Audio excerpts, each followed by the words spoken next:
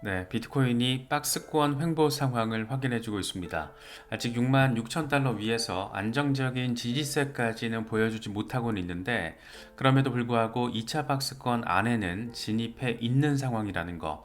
이게 지금 2021년 4월 고점과 11월 고점 그 사이 6만 5천 달러에서 6만 9천 달러 그 박스권 안에 들어가 있다는 건 긍정적으로 바라볼 수 있기 때문에 아직 6만 6천 달러에 대한 온전한 지지가 확인되지 않고 있다는 것은 다소 어느 정도 아쉽게 느껴질 수도 있지만 전형적인 박스권 안에서의 횡보 상황이다 이렇게 생각을 하면 그래도 안정적인 흐름에 대한 긍정적인 기대감을 가질 수 있는 상황이 아닐까 생각되기도 합니다.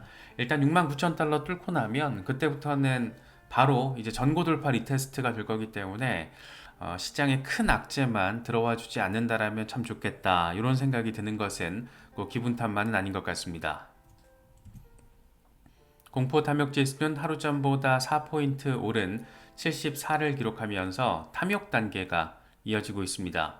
비트코인 도미넌스는 더 올랐습니다. 지금 56%까지 다시 뚫었는데 전형적인 비트코인 중심의 장세가 펼쳐지고 있다라고 바라볼 수 있는 부분이고 알트 시즌 아직 좀 멀었구나 이런 식으로도 생각을 할 수 있는 그런 상황입니다.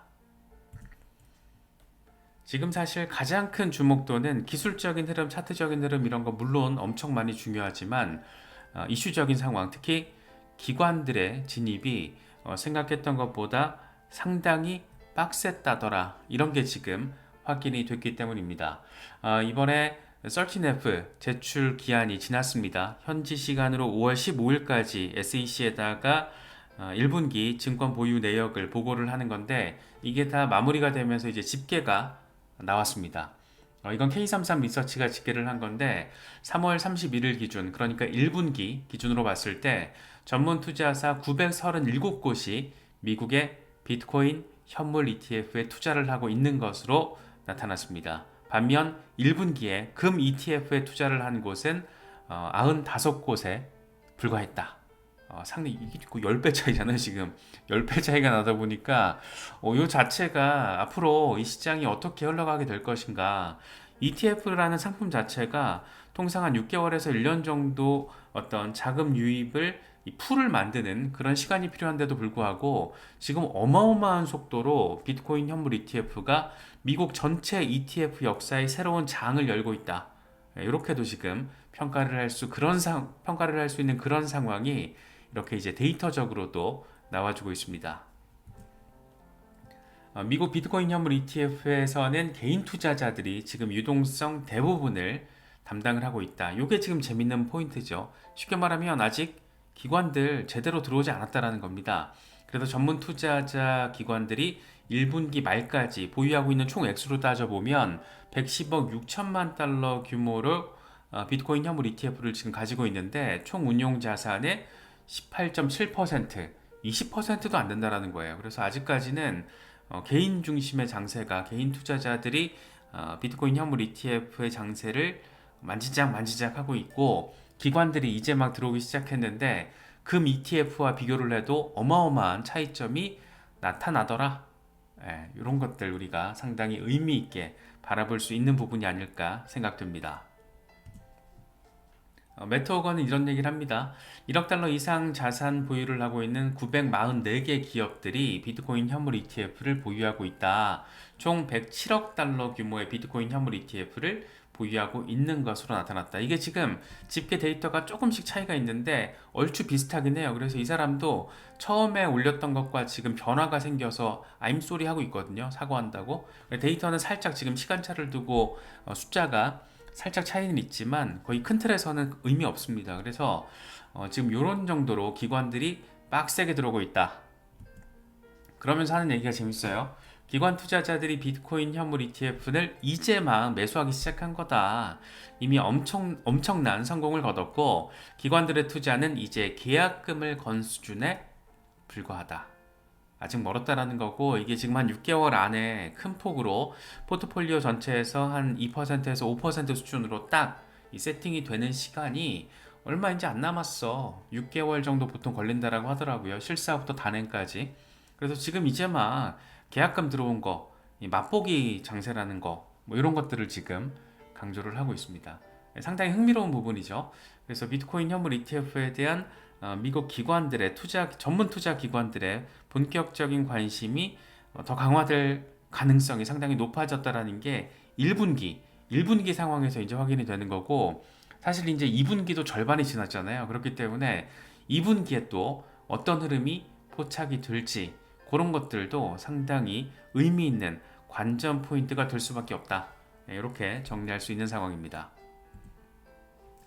사실 이제 기관들의 어떤 이런 진입이 가속화되고 있다는 거는 비트코인 현물 ETF, 그러니까 기초 자산인 비트코인에 대한 안정성, 가치 저장 능력의 강화, 이런 것과 비교할 수가 또 있는 부분이고, 또 한 가지는 공급 충격이죠. 기관들이 다 싸질러서 이렇게 가져가는 게 이런 보수적인 장기 투자의 관점으로 접근하는 기관들은 단타 치려고 지금 비트코인 현물 ETF 매수하는 게 아니거든요. 그렇기 때문에 공급 충격이 더 강화될 가능성, 그 관점에서도 같이 바라볼 필요가 있습니다. 특히 이제 가장 인기 있는 거는 뭐니 해도, 역시 뭐니 해도 블랙록이었습니다. 1분기에 블랙록 비트코인 현물 ETF에 투자하는 기관들 414곳으로 집계가 되는데, 이건 놀라운 기록이다 라고 블룸버그의 ETF 전문 애널리스트 에릭 발추나스가 평가를 하고 있습니다. 이 신생 펀드가 20곳의 기관을 보유하는 것, 기관 보유자를 확보하는 것도 매우 드문 일인데, 1월에 출시된 다른 ETF들과 비교해도 이건 압도적인 우위다.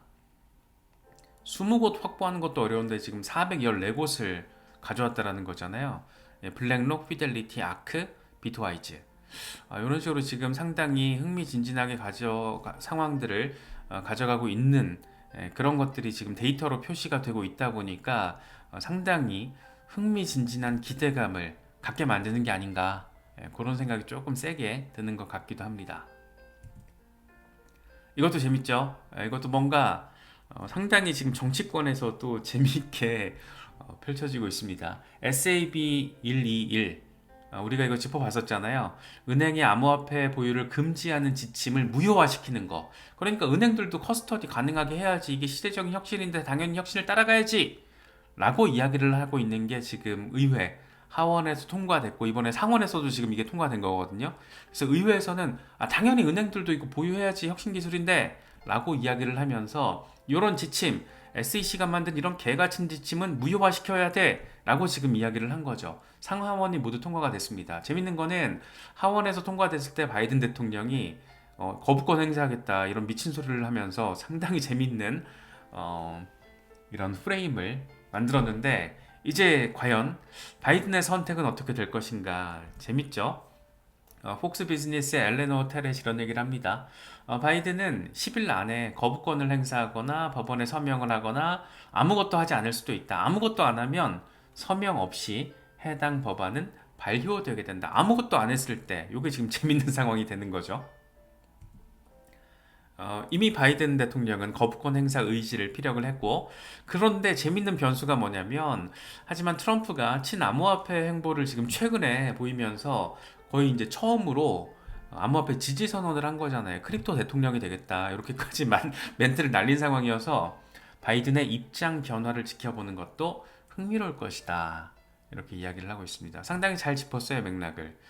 그래서 크립토 투심이라는 게, 이 크립토 투심이 표심으로 전환되는 비율이 아직 미국에서 암호화폐 투자자의 비율 자체가 절대적으로 대선을 좌지우지할 만한 비중은 아니죠. 그럼에도 불구하고 이 박빙의 상황에서는 의미 있는 영향을 미칠 수도 있기 때문에, 바이든이 진짜 치매가 걸리지 않는 상황이라면 지금 상황에서는 트럼프 수준 내지는 그것에 비견할 수 있는 정도의 정책 전환 스탠스를 보여줘야 될 겁니다. 그게 아니고서는 이거 간단치 않을 것 같아요. 그래서 지금 일단 트럼프가 약간 선방을 날렸고, 바이든이 어떻게 대응할 것인가. 그런데 의회는 지금 바이든의 거부권 행사 의지에도 불구하고 60대 38로 통과를 시켰습니다. 만약에 거부권을 행사하게 되면 다시 이제 하원으로 빠꾸가 되고, 다시 이제 하원과 상원에서 3분의 2 이상의 찬성을 받아야 되는데, 그렇게 된 다시 한번 이게 통과가 된다라면 바이든의 어떤 정치적인 타격은 불가피하고, 그런데 대선이 코앞이다.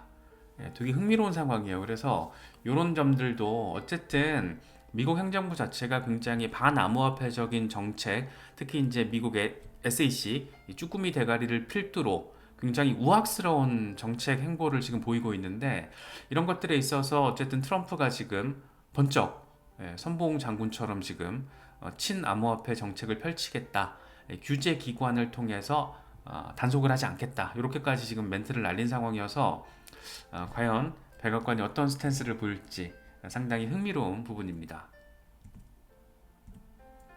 센티멘트 데이터도 재밌어요.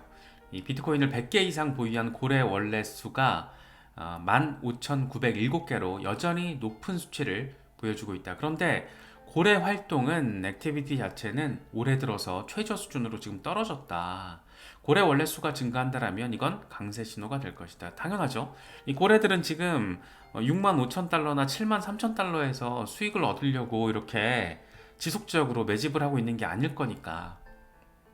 그래서 상당히 흥미로운 상황이 지금 펼쳐지고 있는 거고, 이 역시 고래 매집도가 지금 이어지고 있다라는 상황도 공급 충격의 관점에서 바라볼 수 있기 때문에 상당히 흥미로운 상황이 이미 강력하게 펼쳐지고 있다라고도 평가할 수 있을 것 같습니다.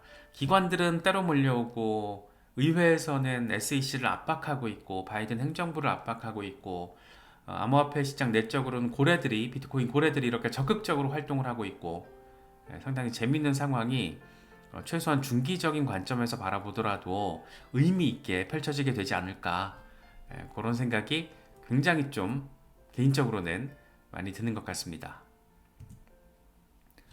우리가 시카고 상품 선물 거래소 CME가 비트코인 현물 거래 서비스를 출시하는 걸 지금 준비하고 있다라는 이 파이낸셜 타임스의 보도 내용을 하루 전에 짚어봤었는데, 일단 내용은 CME가 규제된 시장에서 거래를 원하는 기관들과 이 서비스 출시를 논의하고 있다. 아직 최종 확정은 아니지만 출시가 된다라면 월가의 큰 손들이 대거 시장에 유입될 것으로 기대가 된다, 이렇게 이야기를 하고 있습니다. 이거 되게 재밌는 소식이에요. 비트코인 현물 ETF를 통해서 지금 기관 자금이 이미 들어오고 있는데, 현물 자체에 대한 투자 수요를 자극시킬 수 있는 거죠. 뭐 바이낸스나 코인베이스 같은 중앙화된 거래소가 아니라 진짜 100년 이상의 역사를 가진 이 CME가 가지고 있는 상징성이라는 게 워낙 강력하잖아요. 그렇기 때문에 CME가 비트코인 현물 거래를 지원한다? 이거는 이제 시장 지형 자체가 재편될 수 있는 거기 때문에 관심을 받을 수밖에 없는데, 재밌는 거는 이런 보도 나오자마자 코인베이스 주가가 하루 만에 8%가 빠졌습니다. 시장 재편이 될 수 있다는 거고, 사실 큰 손들 입장에서는 중앙화된 암호화폐 거래소보다는 CME가 훨씬 낫죠. 거의 안전빵, 모든 규제 이슈에서 명확성의 어떤 상징을 가지고 있잖아요. 그래서 CME가 이걸 언제 서비스를 출시할지가 되게 관전 포인트인데, CME도 머리에 총을 맞지 않는 이상 이걸 내년으로 넘기진 않을 것 같아요.